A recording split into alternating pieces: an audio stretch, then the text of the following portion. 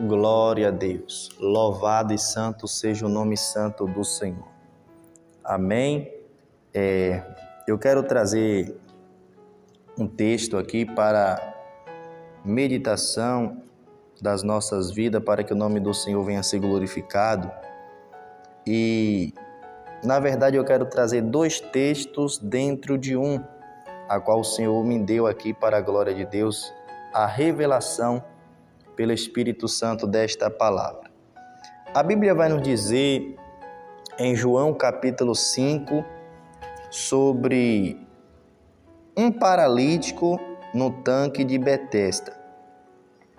A Bíblia vai dizer que em Jerusalém, próximo à porta das ovelhas, havia um tanque em hebraico cujo nome era Betesda, a qual este tanque possuía 5 alpendres.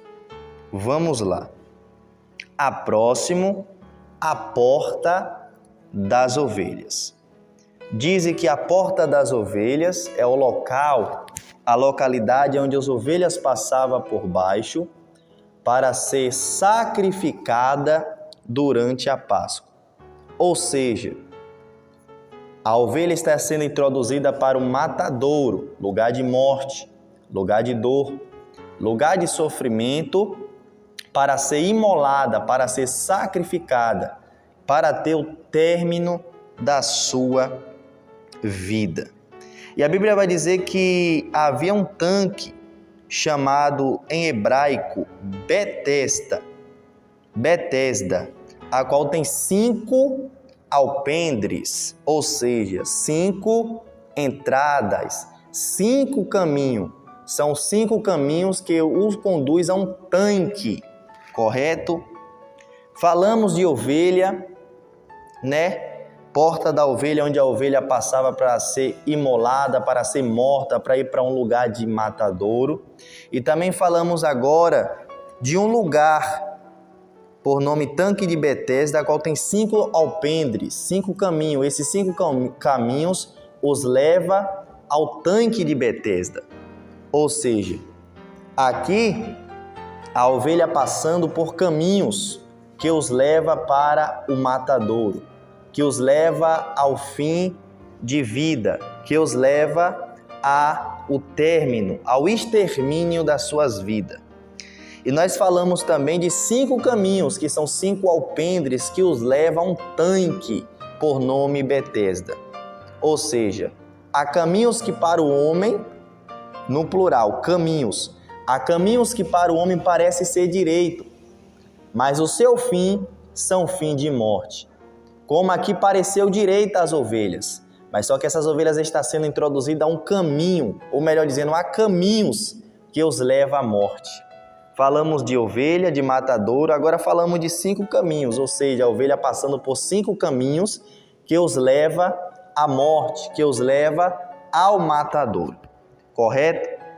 Agora a Bíblia também vai dizer, louvado seja o nome do Senhor, que Jesus, ele é o caminho, a verdade e a vida.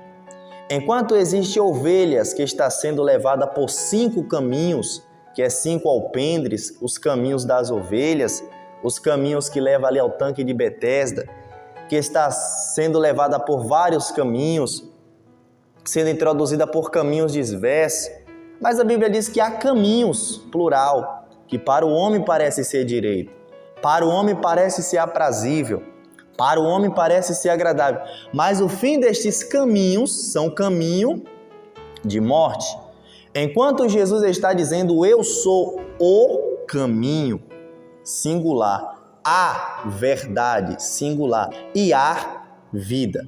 Enquanto tem pessoas andando por vários caminhos, por diversos caminhos, por caminhos longos, por caminhos fáceis, por caminhos que a vista dos seus olhos está sendo, não, esses caminhos aqui para mim tá bom, é os caminhos da balada, que maravilha, é os caminhos da noitada, que maravilha, é os caminhos das drogas, é os caminhos da prostituição, é os caminhos do adultério, agora está sendo aprazível a tua carne, aos teus olhos, né, tá bom, mas o fim deste caminho vai te sentenciar à morte, O fim desses caminhos vai te sentenciar ao fogo do inferno.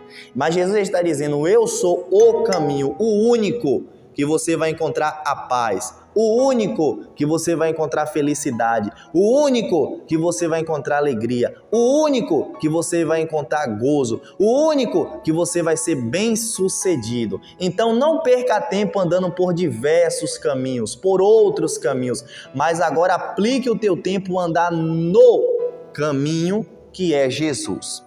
E a Bíblia vai dizer que neste tanque por nome Betesda, havia grande multidão de enfermos, cegos, mancos, ressecados, esperando o movimento da água, porque o anjo descia em certo tempo, movimentava a água, e qualquer que descia era curado de qualquer enfermidade que tivesse. Não importava qual fosse, se descesse pela primeira vez durante o tempo que a água estava sendo agitada, recebia a bênção, recebia o milagre. Aqui esses enfermos estão em um processo. Que processo é esse? O processo da espera, porque estão esperando o movimento das águas, estão esperando os movimentos das águas, estão esperando as águas se movimentar. Não sei quanto tempo você está esperando as águas se movimentar na tua vida. Louvado seja o nome do Senhor, mas tenha certeza que Deus vai fazer algo sobrenatural na sua vida, no seu ministério, no meio da sua família, no meio da sua parentela. Apenas espere as águas se agitarem, as águas se movimentarem, para o nome do Senhor ser glorificado na tua vida. E a Bíblia vai dizer, meus irmãos, que ali estava um homem ao qual 38 anos sofria de uma enfermidade. 38 anos não é 38 dias, 38 anos não é 38 semanas, 38 anos não é 38 meses, não. 38 anos, imagine aquele homem paralítico desde o ventre da sua mãe, desde quando nasceu. O homem que carregava uma marca essa de tristeza, uma marca essa de desespero, uma marca essa de agonia. Jesus vai fazer uma pergunta para este homem que estava deitado há 38 anos. Olha a pergunta que Jesus vai fazer para ele, você vai entender o mistério desta palavra. Jesus, vendo-se deitado e sabendo que estava nesse estado havia muito tempo, disse, queres ficar são? Mas só que a resposta desse homem é que está o problema. O enfermo respondeu, Senhor, não tenho homem algum que quando a água é agitada me ponha no tanque, mas enquanto eu vou desce outro antes de mim. Ou seja, a resposta desse paralítico nos revela uma fé em algo que ele está vendo, em algo limitado.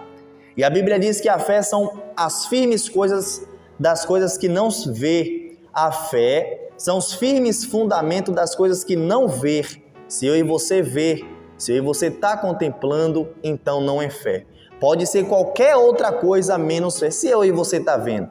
Se a fé são os firmes fundamentos das coisas que não se vê, mas das que se espera.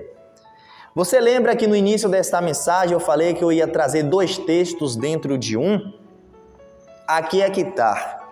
Porque o paralítico do tanque de Betesda, ele não encontrou alguém que o introduzisse, que o colocasse dentro do tanque para ele receber a cura, para ele receber o milagre. Ou seja, ele estava com a fé naquelas águas. Este paralítico estava com a fé naquele tanque, ou seja, eu só vou ser curado se eu descer na água. Eu só vou ser curado se a água ser movimentada e eu ser o primeiro. Por isso que Deus não se agrada desse negócio de água ungida. Por isso que Deus não aplaude esse negócio, porque é algo que eu e você está vendo.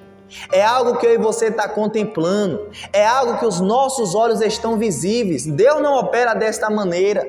Assim estava aquele paralítico. Eu só vou receber a cura se eu descer na água. Eu só vou receber a cura se eu ser introduzido para dentro da água. Enquanto eu não ser introduzido, então eu não posso ser curado. E quando Jesus pergunta para ele, queres ficar são? A resposta dele, Senhor, não tem ninguém que me bote dentro da água. Ou seja, então se não tem ninguém que me bote dentro da água, então não tem como eu ser curado.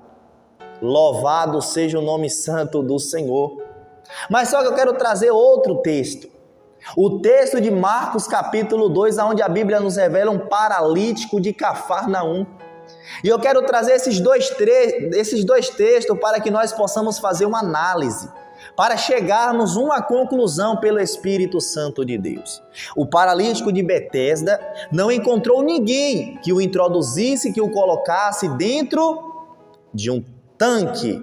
Mas só que o paralítico de Cafarnaum foi ao contrário. Encontrou 4 amigos, 4 pessoas que se dispuseram ao introduzir eles à presença de Jesus. Ou seja, o paralítico de Betesda não está encontrando ninguém para ser levado dentro de um tanque. Nós sabemos que tanque, a maioria deles são um reservatório de água bem grande, um círculo ou um quadrado. Pode ser em vários formatos, em círculo ou em quadrado.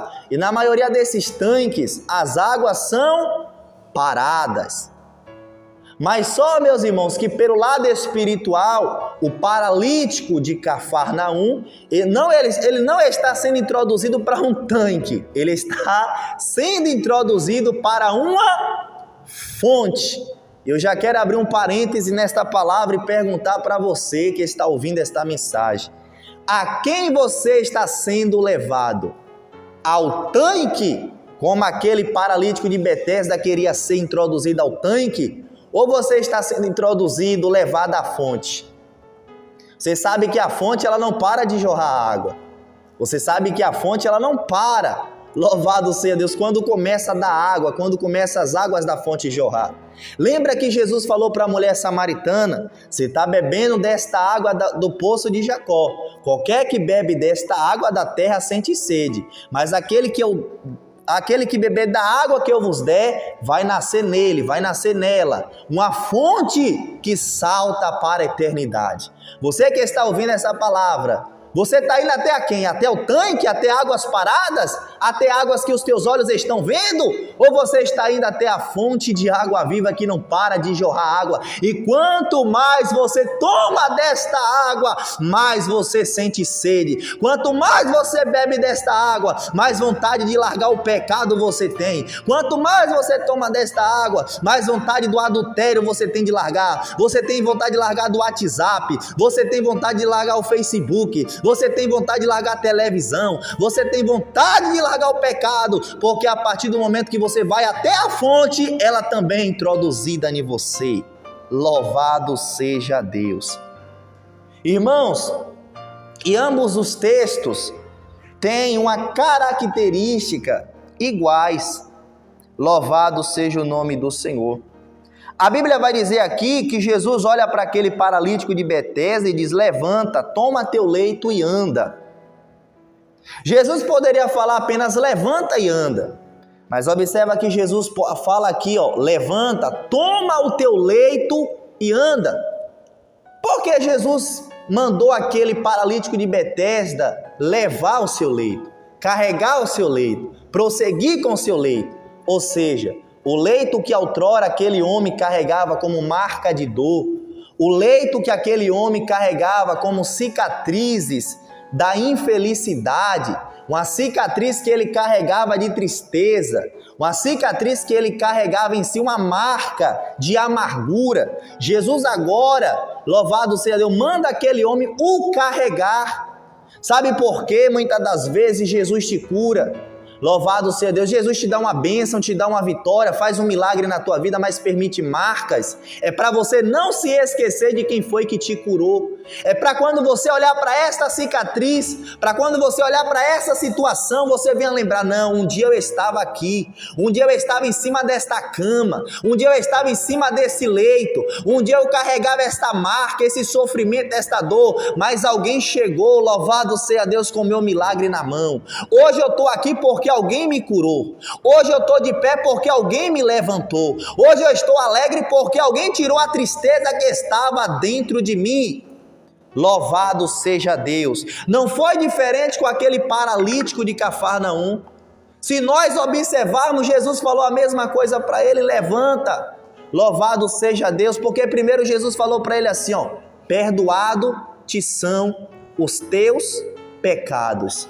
Mas só que aqueles homens arrazoavam entre si: quem é esse que pode perdoar pecado senão Deus? Louvado seja Deus. Ou seja, lá surgiram pessoas para tentar bater a fé daquele paralítico.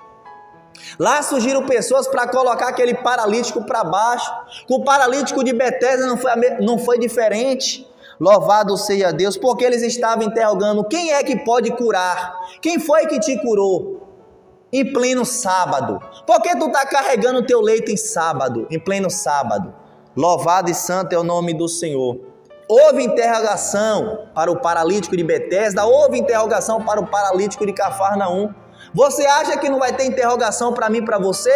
Por isso, quando Jesus te entregar a tua vitória, te entregar o teu milagre, muitos não vai, louvado seja Deus, não vai entender o mistério de Deus na tua vida. Muitos vai se levantar o porquê, como foi que aconteceu, louvado seja Deus, porquê aconteceu, mas para Deus não tem porquê, para Deus não tem para quê. Deus faz coisa, irmão, que às vezes até eu e você não entende, mas é Deus. Louvado e santo, engrandecido seja o Pai Celestial. Houve interrogação, houve os críticos. Ei, você vai receber teu milagre em nome de Jesus. Você vai receber tua vitória, mas vai ter crítica. Pessoas vão se levantar o porquê, o pra quê, em pleno sábado. Louvado seja o nome do Senhor. Quem é esse homem que pode perdoar pecado senão Deus? Jesus primeiro falou para o paralítico lá de Cafarnaum: perdoado te são os teus pecados. Esse estava sendo já um dos maiores milagres na vida daquele paralítico, ter os seus pecados perdoados, ter os seus pecados apagados. Jesus quer te curar, sabia? Jesus quer te dar a tua vitória, sabia? Mas primeiro Jesus quer perdoar o teu pecado. Rebede cantarai aço declama, derebe aço dergue aço decaia. Primeiro Jesus ele quer perdoar o meu e o teu pecado para depois ele entregar aquilo que eu e você precisa.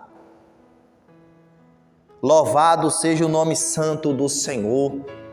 E sabe o que acontece em ambos os textos também?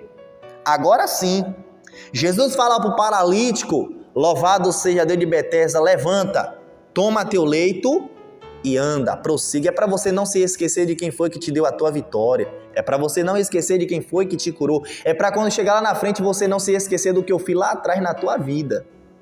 Por isso eu vou permitir você carregar essa marca. Por isso eu vou permitir você carregar esse espinho, para você lembrar de quem foi que fez o grande milagre na tua vida. Para você não deixar soberba: não estou aqui porque mereci, não estou aqui por causa da minha ciência, não estou aqui por causa da minha sabedoria. E não, olha o leito aí você carregando. Você esqueceu quem foi que te levantou daí? Rabaia, sorebe, cantaraia. Derebe canta labaxanda de prove assurianda labastéria. É para você lembrar quem é que está fazendo na tua vida, tá bom? Louvado seja o nome santo do Senhor.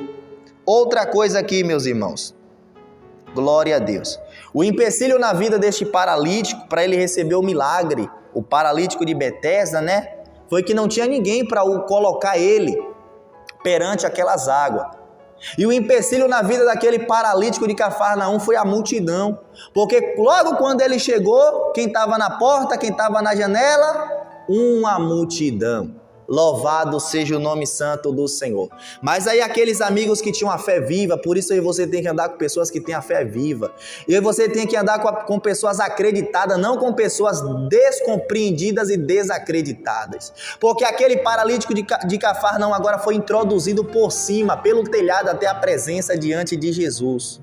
Louvado seja o nome santo do Senhor. Aqueles amigos poderiam desistir: não, chegamos até aqui, tem essa multidão, vamos voltar para casa. Louvado seja Deus. Quem sabe aquele paralítico até desanimou quando chegou, que viu aquela multidão: meus amigos, vocês me trouxeram até aqui, agora só resta lamentar, não tem como entrar até Jesus. Jesus está aí dentro desta casa, está com a multidão, infelizmente o nosso fim vai ser aqui. Mas aqueles homens o introduziram até a presença de Jesus. Ande com pessoas que te introduzem à presença de Jesus. Ande com pessoas que te introduzem à sã doutrina. Ande com pessoas que te ensinem a verdade. Ande com pessoas que quer que você se afaste da aparência do mal. Louvado seja o nome santo do Senhor. Glória a Jesus. Louvado e santo é o nome daquele que vive e reina para todos sempre. Glória a Jesus. Amém? Então esta é a interpretação, é a mensagem de Deus para a minha vida e para a tua vida. Jesus falou para o paralítico, né, de Betesda: eis que já te são perdoados os teus pecados. Só não peques mais, para que não te suceda algo pior. Louvado seja Deus. Assim como Deus perdoou o pecado do paralítico lá de Cafarnaum, Deus também perdoou o pecado do paralítico de Betesda. E ainda disse, vai e não peque de novo para que não te suceda algo pior. E muitas das vezes pessoas usam a desculpa, não, Deus perdoa pecado. Não, Deus perdoou meu pecado, eu posso pecar porque Deus perdoou.